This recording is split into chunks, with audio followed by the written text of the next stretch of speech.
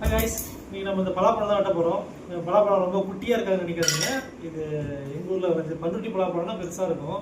எங்கள் அக்கா வீட்டில் விளைஞ்சது. எங்கள் அக்கா பொண்ணு எங்களுக்காக எடுத்துகிட்டு வந்துச்சு. சம்மரில் லீவுக்கு வந்துருந்தாங்க. வரும்போது இந்த பலாப்பழத்தை தூக்கிட்டு வந்தாங்க. கட் பண்ணி பார்ப்போம் எவ்வளோ டேஸ்ட்டாக இருக்குன்னு. கட் பண்ணுவோம். கட் பண்ணுறதுக்கு முன்னாடி இதில் எண்ணெய் தடவிக்கணும். எண்ணெய் ஏன்னா கையில் ஒட்டாமல் இருக்கும். பால் இருக்கும் அதனால.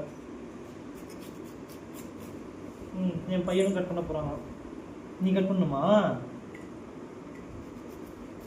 அவர் கட் பண்ணி வச்சேன்னா சாப்பிடுவாரு நல்லா. வாசனையும் நல்லா இருக்கு, ரொம்ப டேஸ்டா இருக்கும் போல. உங்களுக்கு தெரியாத வாசனை எங்களுக்கு வருது. இழுப்பா இழுப்பா இழு இழு இழு இழுங்க. உங்க பாருங்க. கத்தி கொஞ்சம் பெருசா இருந்தாலும் சீக்கிரமா எடுத்துக்கலாம். நம்ம சின்ன கத்தி எடுத்துட்டு வந்தாச்சு.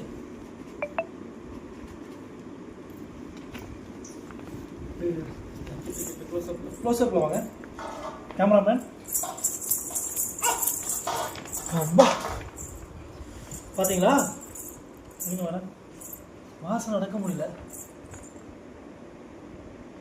வேற லெவல். உங்களுக்கு வேணுமா? இந்த விதையை எடுத்து வச்சு பதவு போடலான்னு இருக்கேன். கையில் விட்டுது என்ன எடுத்துக்கலாம். ஓகே,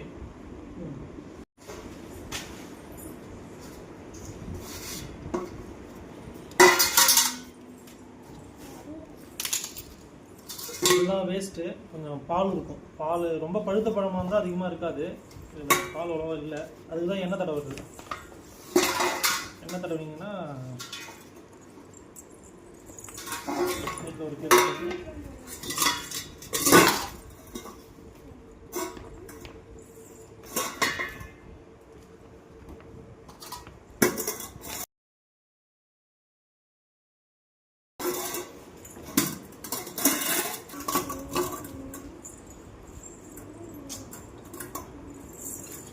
என் பையன் அவசரப்படுறான், வேணுமா?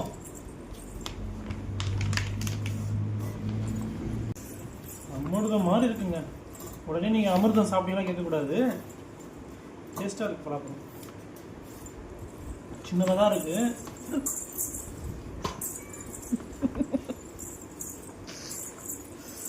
இத்தனை நல்லா இருக்கு.